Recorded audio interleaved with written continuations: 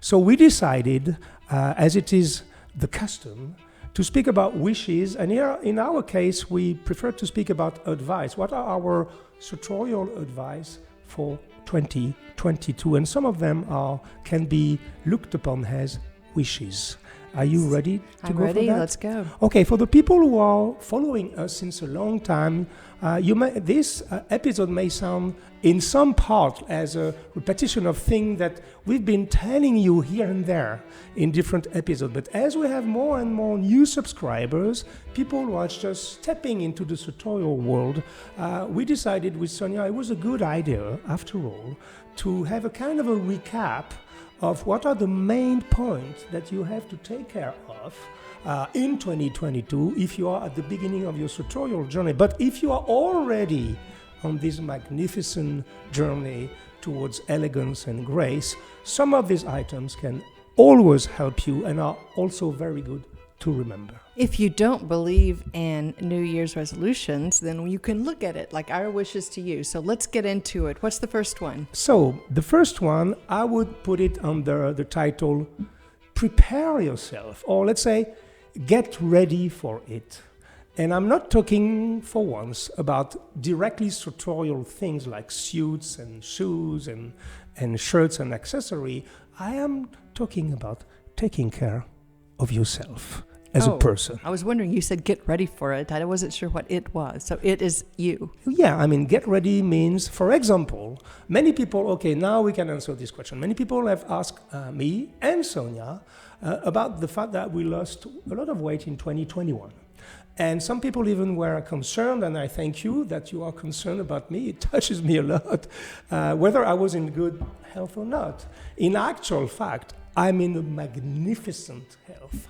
You are in good health, and you have to put it all in perspective, because when we first started Sartorial Talks, we had been in Italy for a couple of years, writing the Italian Gentleman book, and we had gone through so many dinners that we lost count. And Italian dinners aren't exactly friendly in terms of keeping the line svelte. That's probably the most, but they were delicious. Friendliest. They were delicious. Yeah. I guess it was worth it. Yeah, they're the friendliest dinner and the most extravagant dinners probably in the world. And crazy but dinners. You put on a lot of weight. You do, and I think it was worth it, but then you have to get it back in order. So sometimes you can really go for it, but then you have to do a correction, let's say. Yeah, well, we're not going to show the photos on the screen. They can look at the old talks and see just them look at the very first like, Sartorial Talks. You'll see we don't have exactly the same kind of body shape. Okay, I'll tell you a secret. We've gone up and down 20 pounds, both of us. Yes, 20 pounds. And that's the limit, by the way, for a bespoke suit. Yeah, 20 pounds either way. Yeah, but keep going. We were speaking about that this morning because we're going to record soon after this episode, an episode of What Are the Signs That Tells You That Is a Bespoke Jacket or Not. And inside the bespoke jacket, they leave quite a fair amount of fabric, specifically in case you lose weight or most of the time you gain weight, so that you can go more or less 15 pounds and still be able to wear your suit. But what I wanted to say by prepare yourself or get ready to is just because it's easy to understand, and I'm not inviting everybody to eat like we do and to exercise like we do a little bit, but it is very important to understand that no tailor will be able to make you lose weight. It can be able to lose weight visually, but taking care of yourself with a little bit of exercise and healthy food will probably avoid you a lot of alterations and a lot of things that tailors can be magicians, but they can't do everything. So what did we do? Specifically in 2021, we started 1st of January as a good resolution, and it worked so well for us. We decided to eat healthy. We had a 3-week vegetable and fruit and grains sort of fast from everything else. Yes. And that kicked us off, and then we never stopped. Yeah. Sometimes you just need something to kick you off. It was difficult. I remember it was exactly 21 days with only vegetables and water. And vegetables is not, grain. vegetable is not a problem for me. Fruit is not a problem. The problem for me is no wine. It was and no cheese. I'm French after all. I know. And it was difficult, but the results were absolutely spectacular. But the main thing, ladies and gentlemen, that we want to share with you, we're not speaking about diet here. we're speaking about something different. We're speaking about the habit that we took to eat only whole foods. Okay, if you're in the USA, I'm not speaking about the supermarket called Whole Food, which is owned by Amazon. Right. And if you're from somewhere other than the United States, because everybody in the US already knows this, it's called Whole Paycheck. Okay, yeah, yes. They call it Whole Food, Whole Paycheck, because it's extremely expensive. But here in France, we decided to do the same and to try to buy local as much as we could. Yes. To go to the open markets to buy some real food. When we say whole food, we speak about non-processed food. And if you try this, you will soon discover first that it's difficult to find something in most of the supermarkets because 95% of everything is processed. Mm-hmm. And secondly, you will understand very quickly that it works only if you're able to cook by yourself. That is to say, you buy the real food, but it changes everything in terms of health and in terms also of body shape. So basically that's how we eat. We just avoid processed foods, try to eat whole foods. Yes.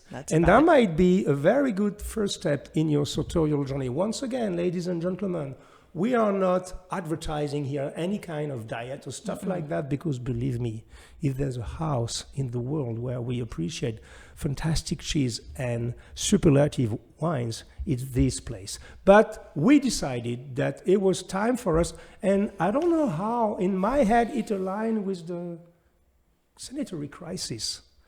Maybe it triggered something in our head to say, isn't it the time to maybe rethink, reshuffle and rethink about everything, and as one of the subject, the way we eat. Oh, that's true. Well, I was just tired of trying to squeeze into my clothes. But, even if you are a larger person, that didn't stop us, for example, from dressing up. Of course. And going forward. And even if we weighed much more, we would still start the sartorial process, because saying I'm going to wait, I don't believe in that. A lot of people believe in that. Yes. But I think you just jump right in, and because dressing in a way that makes you feel really good, you just automatically start losing weight. Exactly. It's like you're not waiting for a year and a half for you to lose so many pounds. No, just go for it. It's going to happen naturally if that's what you want. Some people don't want that. So what you say, that is good motivation when you decide to dress well in a classic style or another style. We speak here about classic style, of course. It's also an encouragement or even something that pushes you to take care of yourself. That's right. It's important. So, and one thing about whole food, not the brand, but the idea of eating real food is that you discover that if you do so, you'll have to go more and more local. This is why I was linking this with the sanitary crisis. I see what you mean. Mm-hmm. You see, and going local is important. Okay, that was a non-sartorial advice, but that can be extremely useful. And the joy to wear your clothes when you're in good shape is, of course, immense. The second thing, which is always, we always mention this in our shows, it's about education. Continue to educate yourself about the sartorial world. Well, I think we helped a little bit. We are close to reach 200,000 subscribers by the way. That's right, we're very close. That's a good point about education. I just think just because your brain can just go on autopilot and you can just literally lose some of your abilities that you had before if you don't actively engage your brain. And if this is an interest for you, the sartorial interest, then that's a great way to engage your brain. And there's so much to learn. Yes. When you hear bespoke, do you know what that means? Of course, most of you do, but maybe some of you don't. You find out what bespoke is. Like for me, I didn't know what a waistcoat was 12 years ago, and that's what sparked it all for me. I didn't know in America they call it a vest, but when I looked it up, then I just got hooked into that whole world of sartorialism, and I never looked back. Yeah, and it's a culture. And it's on top of that, what is interesting is that when you start to educate yourself for the sole reason of dressing better, and our main theme of the year probably to buy less but to buy better, because it goes together. When you understand more, you are able to waste less and to buy better, and garments are going to fit you well and going to be more durable. But it's also about the fact that behind all the clothing of the sartorial world, you discover a fascinating world. And what is... I often thought about that that sometimes people, I don't know if they are more fascinated by the way that all of a sudden they look better, or by the way that they understand what they wear. They understand there's a tailor behind, they understand their traditions behind, and it's a very important It's a good point. I think in my example that I understood that an artisan was putting this together, and it was using wool, and the characteristics of wool is that it molds to your body, and the characteristics of the canvas inside the suit also molds to your body. So I'm wearing something that's almost alive, you know, and it's contouring to me. Even if I change, it's still contouring to me, and that is fascinating. Well, yeah, and what is fascinating is when I wear, for example, this suit, I know who made it. That's right. Exactly, you know the man or the woman. Well, I mean, the late Luigi Dal Corre, who passed away a few months ago, but I know which hands have been working on this specific suit. You know which hands have been cutting this suit. Right. And it changed the whole idea of fascination, that you understand what you wear, but not only you understand, you know the people who crafted it, and not the factory, or, you know, when you buy something ready to wear. I have nothing against ready to wear. Some ready to wear are very decent. Some are but great. It's not the same feeling. You are less more engaged in what you do. So that's true, but you have to admit, I mean, you're ready to wear like Kiton or Adelini or Isaiah. I mean, that people are putting their hands on it, you know, and making handmade clothes. So it depends on which ready to wear you're talking about. You are speaking about the top of the line. The top of the top, yes. And there's a few more. Of course. And okay, so when you say educate, we did a special show, I think last year, 1.5 years ago, on the books to read. So we're going to put the link so that you can have all the resources you need, the most famous books on the subject, and the blogs, and the forums, and the YouTube channel. And it's always a joy for us to welcome a new book. And there's a new book that just was written by Reginald Jerome de Mans. I show it here. And it's called Swan Songs. I read 1/3 of it. I don't know if it's on the market right now, but I received an advance copy, and I read 1/3 of it.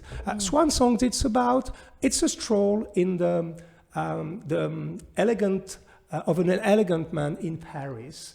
And it's more about the people who are resisting to the mass market situation in which we are now, and also about brands who didn't make it, who disappeared, although they were incredible, and other very famous Parisian brands who are still standing strong, even if the market is not in favor of artisanship. I can give you a few examples. Wait, before you do, can you elaborate on the title, Swan Song, why it's named Swan Song? Because it's in France, when we say Swan Song, le chant du cygne in French, it means it's the last moment. When the swan is singing, it means it's going to die. And so le chant du cygne means in French that maybe, and I hope a lot of people will not die as businesses, but it has a kind of a nostalgia in this book that I love. Okay, it's very erudite, it's very witty, it's very well documented, but it's only focused on the wardrobe of the author. And he's writing, for example, on Old England, which was an amazing men's style shop in Paris, who disappeared. He's speaking about Sulca, who were doing magnificent ties and shirts, who disappeared also. He speaks about Anthony Delos, who is now working at Berluti. He speaks about Arnis. Yes. Arnis is so important from the left bank style of Paris. It's an institution who's been bought by Berluti also. Exactly. And he speaks about Ildichenki, Charvet, De Luca, Dimitri Gomez, Philippe Atienza. So if you are really into the sartorial world, this is a very good book to acquire. It's called Swan Song by Reginald Jerome de Mans. It's in English only, and it's a good read. So congratulations, Reginald Jerome, for the beautiful work you did with this book. But there are many other books, including ours, so you can find the link to the educational books on sartorialism that are on the market. The third advice is something that sometimes we forget to say. Because we have so many young people, and not so young actually, that rediscover with us the classic style, and they directly jump into the big bath, into the big swimming pool, and they start to put on vests and accessories and double-breasted, and sometimes they go a little bit too fast. So Our third advice is, what are your objectives?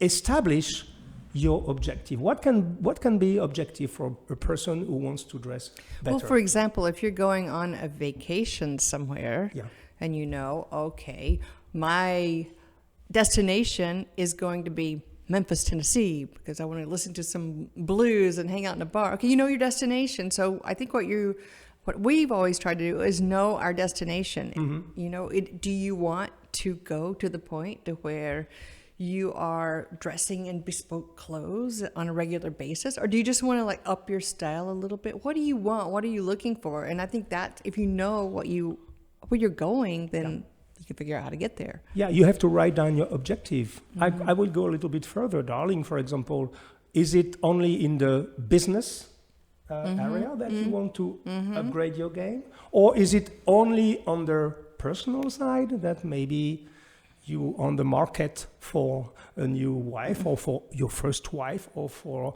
a husband or for, I'm sorry. Nothing, it's funny. What did you say? If you're on the market for a new wife. I'm sorry. It escaped my mouth, but it's a funny way to put it, right? Okay, sure. Yeah, well, I mean, it happens to many people to be on the market, and or if you want to, I don't know, to amp up your game. Okay, well, she's always surprised by this is language barriers. Because we say être sur un marché pour une femme in French means that you are just free. That's all it means. That's funny. Nothing else. That's all right. So we are talking about, amping up your elegance for a date or because you want to attract the attention of this specific woman that you fell in love with, or it can be only business, or it can be some kind of tradition that you want to continue in your family. It can be different objectives. Most of the time, the number one objective is to look better in many kind of situations, but it's not the same idea when you do it for business reasons or for personal reasons. That's all I wanted to say. Yeah, that makes sense. That makes sense. I just had this impression earlier today that if someone wants to dress up, then they should try to not do it because they want something else. Maybe try to dress up and just see how you feel. I mean, I think everyone's different. I think nobody can define, okay, you want that, you want this, you want that, dress up and maybe you'll get it. And then we do get those responses that really happened. Yeah. But maybe dress up and see how it makes you feel. And then feelings are kind of feelings are kind of la feelings, but you don't know what's going to happen when you dress up. You don't know how it's going to affect your psychology, your mentality, the way you handle yourself, the way you come across, the way you carry yourself, and the way you carry yourself, because it definitely changes when you're dressed up. It changed everything. So anyway, that was my impression earlier. Just kind of listen, be in tune with how it's making you look at yourself. I love your approach, darling. I think it's the right one. Because I was a little bit more, for once, methodical. Right. But you're right. Before doing a mock-up of your objective, just try on things and see how you feel. Right. And garments are like so many things. Like maybe, I don't know, things that you buy, I don't know, cars, furniture, whatever, art. It's that when it's right, you immediately know. Or when it's right, you immediately feel something different. And this is something very important. Now, let's go in more concrete stuff, in more, applicable things. I don't say that what we just say was not applicable. It was more philosophical. Right.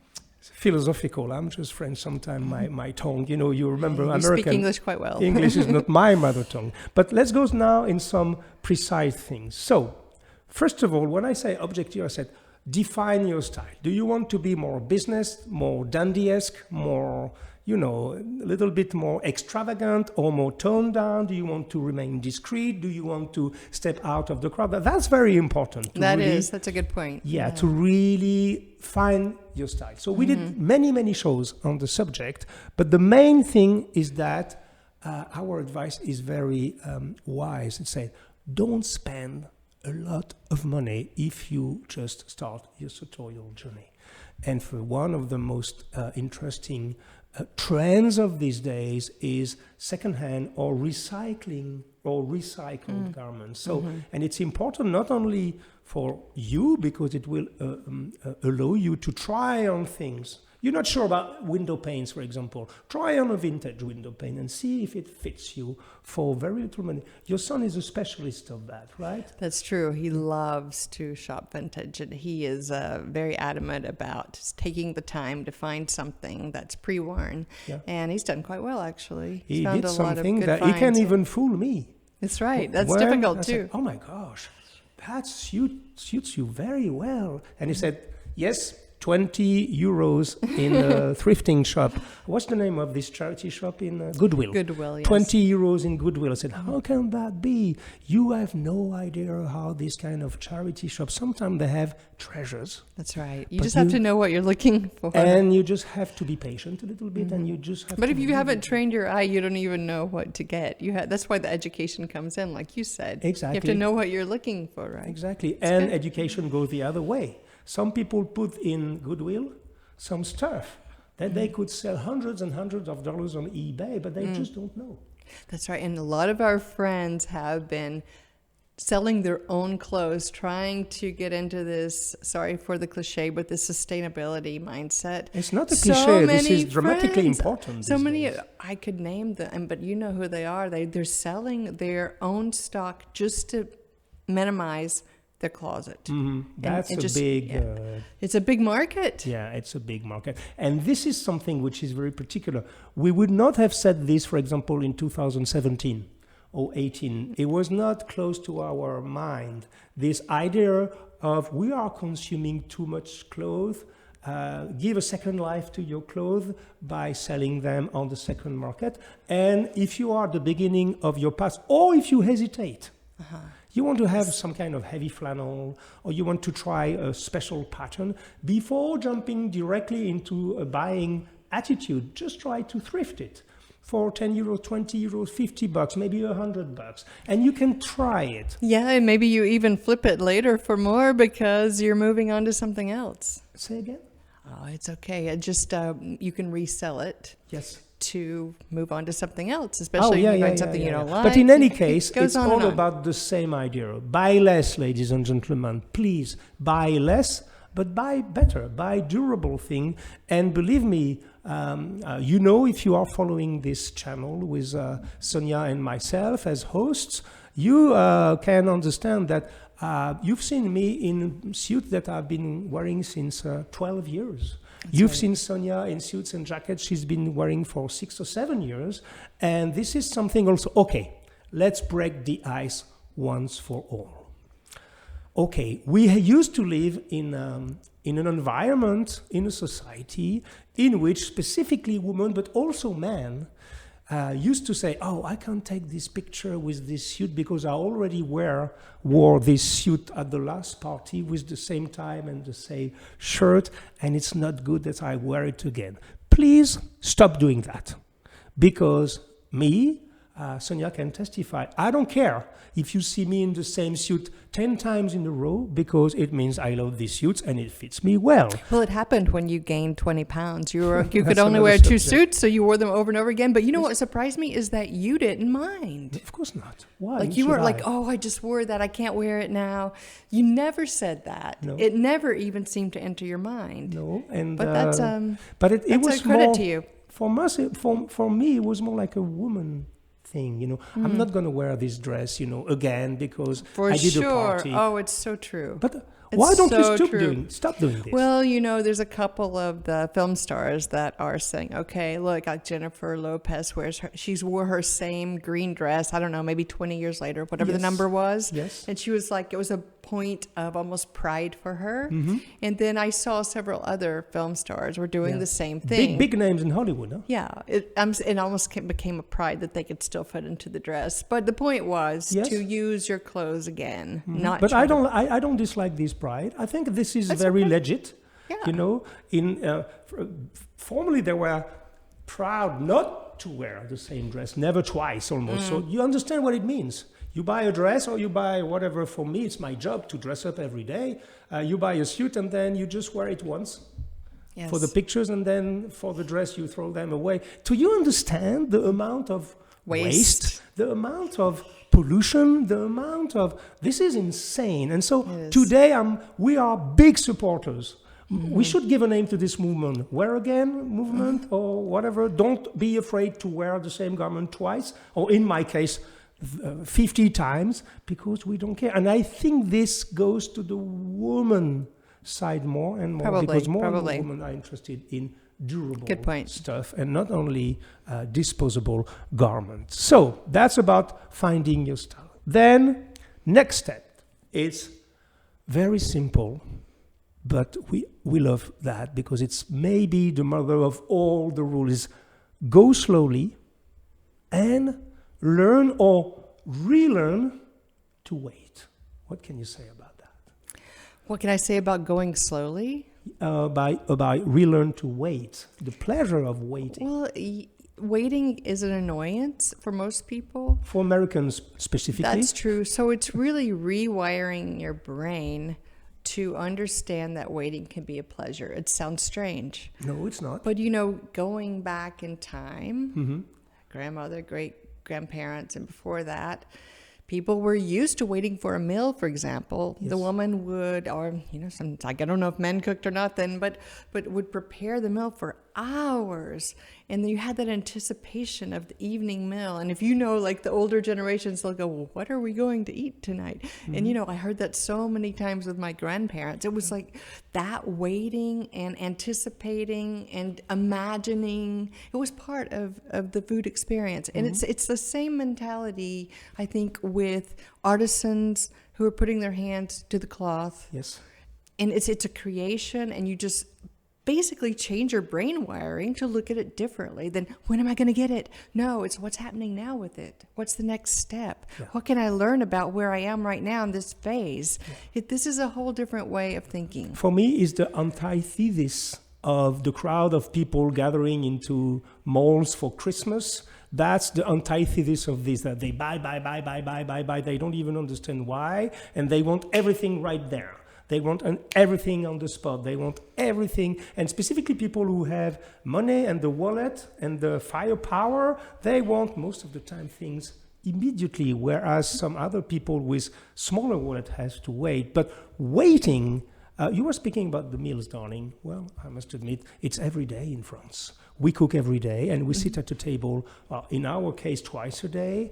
With my parents, we're 3 times a day. It's something that we eat every day because mothers are cooking, and which is a little bit different. And fathers too now. Now fathers. You cook quite often. Well, I cook quite often. What I wanted to say with that, long story short, if you step into the fantastic world of sartorial goods, you will have, whether you like it or not, to retrain your brain on the beautiful thing, which is waiting, dreaming of a suit. I have many, many suits, but I have a couple of them, actually maybe 6 or 7, a little bit more, in progress. I dream of all of them constantly, even if you could say, okay, this guy has so many suits and a massive wardrobe. No, I still dream, and I love this waiting attitude. And once again, connect this with the sanitary crisis, connect this with the state of the world today. I think that we should all become more reasonable in the way we consume.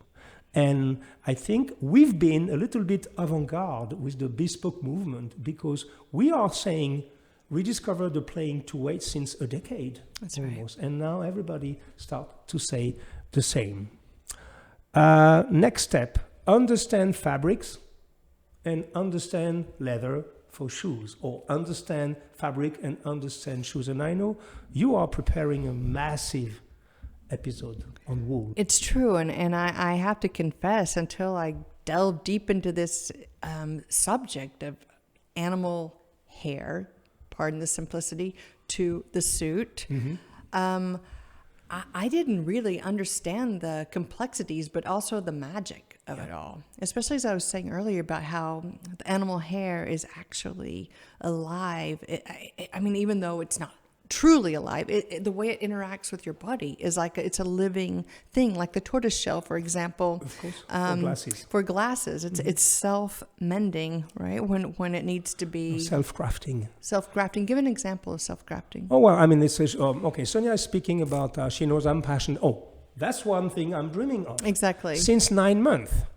I have my first pair of real turtle shells. So just disclaimer here quickly. Turtles are forbidden to be imported since the Washington Convention was signed by more than 100 countries in 1974. So this is why the real turtle shell is a very rare and it's more expensive than gold today. Why? Because it's forbidden to import or to buy turtle shell for making frames for glasses. So Bonnet has the stock from pre-70s that so, they but sourced. Maison Bonnet, right. our probably one of the most, if not the most famous frame makers in the world, they still have a stock from before 74. And so I decided to do my first pair of turtle shell, which is kind of an extraordinary thing, a turtle shell frames for your glasses. And what is interesting is that, to craft a pair of turtle shell, it takes an average of 8 months. Because the artisan will work with the little stock he have of turtle shell and compose. And you were speaking about mending, is grafting. Okay, yeah, it's the grafting. turtle shell, the material has this amazing property. It has a lot of different property. No allergy, zero allergy to anything, extremely light, takes the temperature of your body. It's a fantastic, but the main thing is that if you break it, you just put it under a press, and this is a living material and is self-grafting. Yes. This is absolutely magical. This is why a pair of frame in turtle shell. Okay, this is high luxury, but it lasts a lifetime. And then you're understanding this process very well. And Yes. then with the fibers Yes. and wool, they also react to heat and humidity and movement and bending. Yep. Everyone knows the canvas does that, who understands Bespoke, but I never knew the wool itself did it. Of course. It was amazing. So you understand, ladies and gentlemen, that precisely understanding what you are wearing, whether it be fabrics or turtle shell or leather shoes, it's so important to understand the fabrics and the shoes. For example, I can't wait, Sonia, to record this episode on wool. She's been working so hard on this one because it's not easy, because between the worsted wool, the carded wool, it's a lot of the spinning of the wool, the different qualities, the different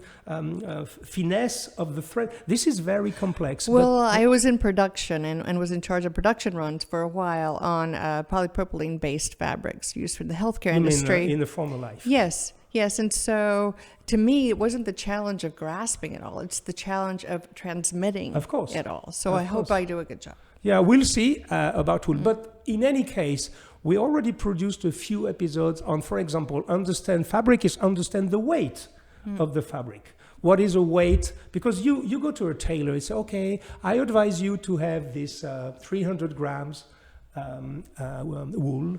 And if you're not educated, you have no idea what a 300 grams wool means. No, it makes so no sense in to a you. nutshell, between, let's say, 200 and 230 grams of wool, we are in summer.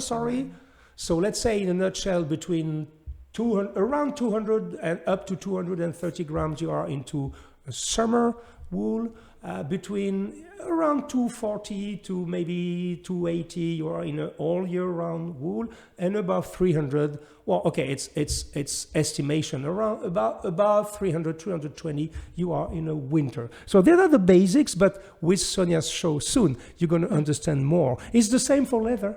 It's the same for shoe construction. It's the same for many other things. What's different? Yes, knowing about leather quality is very important. I get pictures from people sometimes who ask me to look at their shoes. Yep. And I'm like, the design's really good. This is the last question I got. But look at the quality of the leather. It was very shiny. There's a lot of chemicals on top of the leather for correction of flaws. Yep. And she's like, oh, I didn't think to look at the leather itself. Yeah. I think this show, the one we are recording in front of you right now, will be a good occasion for us to give links to all the shows. For example, I remember you did a very interesting show on 4 ways to spot a good pair of shoes. Yeah, you were speaking about leather a lot. I was. It was a very difficult show. It took me so long to prepare, and I had to do it not once, but I had to redo it a second time. So So it's a good occasion when we say advice.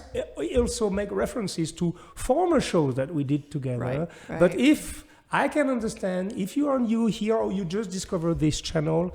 And once again, ladies and gentlemen, if you are a new watcher, it is not a spoof. Because so many people say, oh, look at those people, they are dressed to the nine, and they speak about ties for 1 hour and a half, or about fabrics. No, it's not a spoof, it's our subject, because we do believe in a more elegant world. And the 200,000, when I say 200,000 subscribers, if we mix the English-speaking channel with the French-speaking channel, 200,000 subscribers means that there's a subject here that interests a lot of people. But is it a sport? What? Is it a sport?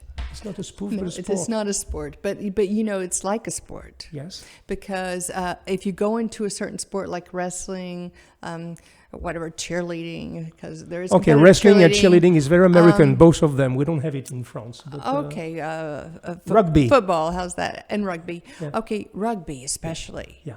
It's a culture. Yeah. And truly, when you get into this, it's more of a culture in itself. And you start feeling connections with other people and understanding and ability to communicate. It's a whole different world. Okay, so understanding is key. Yes. Okay, next item is learn how to maintain your garments and your shoes.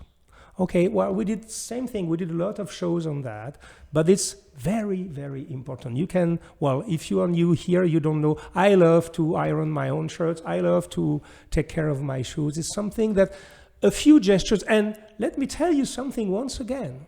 There's nothing to be ashamed of if you maintain yourself, your wardrobe.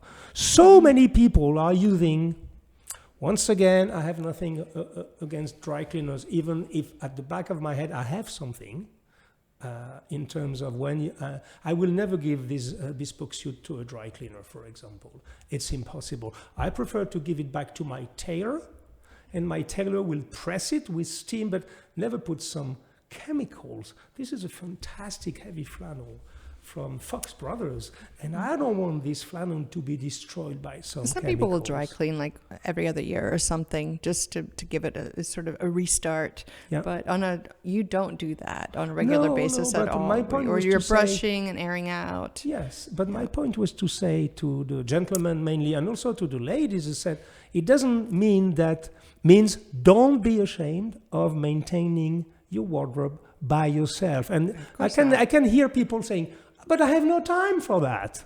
Well, believe me, I have a very, very dense agenda and planning. We are working very hard. We have a lot of appointments, but I still find the time to take care of my wardrobe. Oh, people are different. Some people you even enjoy it. This is why you do it, basically. Yeah. I mean, you may have a housekeeper who can iron your shirts, or maybe somebody else in your family, or maybe you should try it. You know, there's no set rules, but it's a good point just to go for it and see if you can do it. And it's coherent. And just to correct what I said earlier, you also take your clothes to your tailor to have him steam them out and a little bit in areas that are safe to steam. And because there's a false belief, and specifically in the USA, is that you have to give your suit or your shirt to the dry cleaner after 1 or 2 wear. No, that's not true. This is marketing of the dry cleaning, and they come to your house and they take everything. So it's like, the marketing of laziness for me. No, it's not true. When you wear a suit a lot, you may have to clean it once a year, something like that, and put in aerate it, yes. It's difficult for me. Aerate it in front of it, and it's sufficient. But don't forget, if you do take your suits to the dry cleaners, do not let them iron your lapel flat. You have to give instructions not to iron the lapel flat. To keep the roll. It can be a disaster. Sometimes they come back flat. So anyway, just maintain your garment, take care of it. And once again, it's coherent with what we say: buy less, buy better, have a more minimalistic wardrobe, and something that will be durable. And if you feel good in one suit or one outfit, you will feel good again in it. And this is something that is, so it's all about being reasonable, but at the same time, you'll see that it's triggering some attitudes in life that are way beyond the subject of clothing. I love what you said. If you feel good in something, you're going to feel good in it again. Of course. Never heard that. I like that. The only thing that annoys you, if you don't feel good again, that you wear one dress, for example, for a woman, and then you wear it 2 weeks later in a party. It's just the gaze of others that makes you feel bad. But most of the time, nobody will notice you have the same dress. Well, especially these days, people would say, way to go. That's what you should exactly. do. Exactly. But right. so, and it gave me an idea. And most of the time, what we think people will think, or what we anticipate the problem will be, are much worse than they actually are. Who gives a crap about if I wear the same suit 3 times in a row in a party? Nobody. Or if the people who do care about that, I don't care about them. Because if they have this frame of mind that you have to have a new dress for each party because you want to show how big is your wardrobe, or how your trendy firepower, you are, or how trendy you are, or how rich you are, you're not my friend anyway. So I don't really care about the gaze of others. I'm sorry, I'm a little bit pissed with that, but I think it's something which is important to me. And my wish, just building on what you said, is that everyone has less anxiety in the future, because we've had so much uncertainty, anxiety, worrisome scenarios with the pandemic, that I hope that somehow we've gotten to the point of where we're learning to release a little bit of anxiety. And the last thing you want to happen is for your clothes to make you anxious. Yes. They should bring you joy. Yeah, pleasure. Pleasure. Yes. Not anxiety, not worry, not looking at only the wrong things, but give you something maybe that you didn't have before. And that's my wish, that people will release their anxiety. And to your point about worrying about things, Mark Twain said that he spent too much of his life worrying about things that never happened. That's so true. That's so true. I can say the same. I think everybody can relate to that. Yeah. We spend our life worrying about things that ultimately never happen. Right. Now, on the flip side, you have to worry about some things like taxes, for example, things along those lines, because you can't just go, I'm not worrying, But no, you have to take something seriously. But the majority of things, you're worrying about things that aren't going to happen. Remember that book, Don't Sweat the Small Stuff, from the 80s? Oh, well, that was a bestseller. Hugo found it. He'd never seen it before. He's like, this is a really good book. I'm like, Hugo, this is like American culture. This Don't Sweat the Small Stuff. It's all small stuff. Yeah. It's the same. Yeah, that's a funny book, actually. It's giving you some good ideas. I'm not too much into self-help book. I'm much more into the Bible, as you know, but it was still a very interesting book. So basically, everything that we said can be boiled down to a few items. And the first one of these, let's say, wrapping up items is all about this trend that I love. It's about the minimalistic wardrobe. So more and more people, and it's not only in our trade of classic style, I think it has an impact on all the tribes. I don't like this word, but we can say that today. All the clothing tribes, whether it's casual or skateboarders or more streetwear or whatever you call that. I think everybody has the same idea about the minimalistic wardrobe. How do you feel about that? Well, I think we sort of handled that with the vintage idea and the reselling of your own clothes. Yep. It's just paring down, using the things that you need and like, and getting maybe rid of the rest, give them to a needy person, resell them. Yes. Only buying things that will last. Yes. What do you think? Well, I tried to write down what my minimalistic wardrobe would be. Yes. Are you interested to Sure, listen let's to hear it. Well, the thing is that, disclaimer, my wardrobe is not minimalistic because this is my job. So it's our job with Sonya we have to own a few suits and a few jackets and a few overcoats because this is our subject and this is our job. But if I were not in this tutorial, and if I was starting my tutorial journey, I would take as a rule of thumb 1 different outfit per working day. That is to say, I don't know. I know in America you guys work a lot more than we do here in Europe. But in France we can say we have 5 working days per week. 5 or 5.5 depending, or 4.5 for some people. So it doesn't mean 5 suits. It can mean, let's say, 2 suits, maybe, and 3 odd jackets, or 3 suits and 2 odd jackets. It means probably 3 or 4 pair of trousers that you can wear with your odd jackets. And it means, so let's say 1 quality shirt per working day also, like 5 or 6 quality shirts in different tonality, white and blue to start with. And I would say, okay, the ideal is to have 1 pair of shoes per working day too. It doesn't mean that you only have to have dress shoes. If you want to have casual shoes for the weekend, you can. But this, I will boil down to that if I were starting my sartorial journey, because I know that you can buy a bunch of ties, a bunch of accessories that will, and a bunch of Sonia's secret weapon is the waistcoat, the vest. Buy a few waistcoats that you can pair with different jackets. So basically, you don't need that much. Think about it. If you bought 3 odd jackets, 3 trousers, 5 shirts, 3 pairs of shoes, and you made sure they all color coordinated. Yes. You mix them all up and count up the outfits. It's going to be a lot more than you imagined. And a couple of waistcoats, like you said. Exactly. So the idea is that we strongly advocate for this new way of looking at things, but it's true in all the sectors of life. Well, I don't want to be cliche, but there's always some takeaway from dramatic moments, difficult moments like the pandemic. We're still in the pandemic. At the moment we speak, we have no idea of this new variant from South Africa that was discovered in South Africa.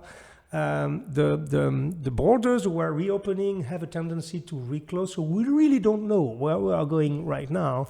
But I think that one of the major takeaway of all this was to help people to reshuffle a few basic ideas: how we consume, how we get along with each other, how much time do we spend with our family, how much time do we spend on ourselves. True, and you have to remember, I don't think anything's going to be the same after this. Maybe in generations in the future, but for us that have lived through it, I don't think any of us are going to ever be the same. Yeah, and that will be the final message of this episode, is that yesterday, we didn't really prepare this episode. I just put a list of the things that I considered are important as our advice, sartorially speaking, of course. We speak about sartorial things here, dressing, classic style. But when we were speaking about that, you said, after all, darling, she calls me darling also. After all, my love, she said most of the time. It's true. She said, can we boil all this down in one sentence? And you remember what you said to me yesterday? Take time for yourself. This is probably something that is wrapping up everything that we say. Take time for yourself. Take time to think. Take time to dress up. Because dressing up pushes you to think. You understand that? No, not many people understand that. They say, okay, most of the people, they take the first t-shirt, they all will wear the same jean and the same shoes, more or less, so they do this, they don't think. They just dress up like they will take a coffee. They don't put any thoughts on what they take. It's fascinating what you said about thinking and then putting a nice, stylish item on and then seeing how it makes you think, because you're connecting action with thought. Yes. And you're talking about a very minimal action that can produce a lot of quality thought. Yes. So I think relating the action with the thought, so you're just not sitting there thinking all the time, doing an action and feeling that satisfaction and it triggering new ways of thinking. Yes. I think the two are intertwined. Yeah, it's a very good point about dressing make up. you think. Yes. And anything that make you think or reconsider things or reshuffle things in your head or force yourself to always look at things from a different angle, under a different light. I can tell you, sartorial way of dressing pushes you to think. And this is something that everybody's saying, oh, I don't like these dandies. They spend an hour. I'm sure Jacome and Sonia Glynn spend an hour and a half in front of the mirror to dress up. Well, for sure, we spend a little bit more time than somebody's just grabbed the t-shirt he wore 2 days before and the jeans he's wearing every day and a pair of sneakers. Okay, for sure, we put a little bit more thought in it, but it's not about only time to look good, it's also time for yourself. True. And that's something that is very close to my heart. It doesn't mean you have to become an egomaniac. It doesn't mean you have to forget that there are other people around you, but taking time for yourself, it's something very important. And it's maybe the root of everything in the sartorial journey is, ladies and gentlemen, rediscover the pleasure of taking time for yourself, and consider it can be in many areas of life, but it works very well with classic style because you really reconsider how you want to present yourself to the world. And this is not a minor subject, believe me. Yes, I agree. You agree? I do agree. I have a wish. Yes. I wish for everyone next year and for the years to follow, more style. More style, me too. Even if you are wearing t-shirts and blue jeans, make it stylish.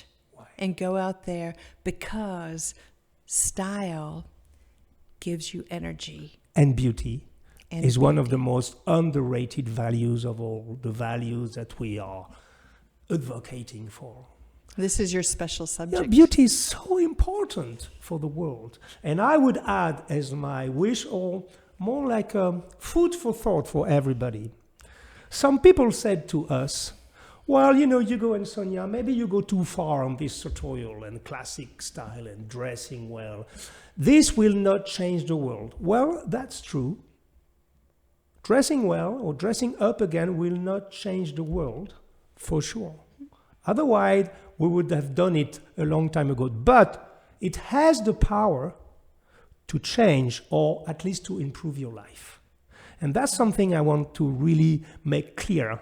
It's not going to bring a revolution. Well, we wish there would be more politeness, more kindness, more appropriate attitudes between people. Yes. In France, it's a big problem these days. People are becoming vulgar. We have a lot of, even the young generation, they are insulting the older generation. There's a lot of violence. I have noticed this. People are harder on each other these days. Yes, and because they forget the basic values of respect, politeness, generations. I think some people think it's the only way to make change is to be hard on people, but I think it's not only being hard on each other. I think you also mix it according to the situation. Yeah. You know, sometimes it's better to be compassionate and try to elevate your spirit. Yeah. Other times, sure, you do have to be like that, but not all the time. That you're right, darling. And something I observed is that, well, I don't say it's always true. But if you are in a double-breasted suit with a vintage tie like I am today, I think you are less encouraged, or you are less tempted to be insulting to people, or to use bad words, or to badmouth people. It doesn't mean that all the people in suits are good guys and all the people in sweatpants are bad guys. Not at all. There are good guys and bad guys everywhere. But I can speak for myself.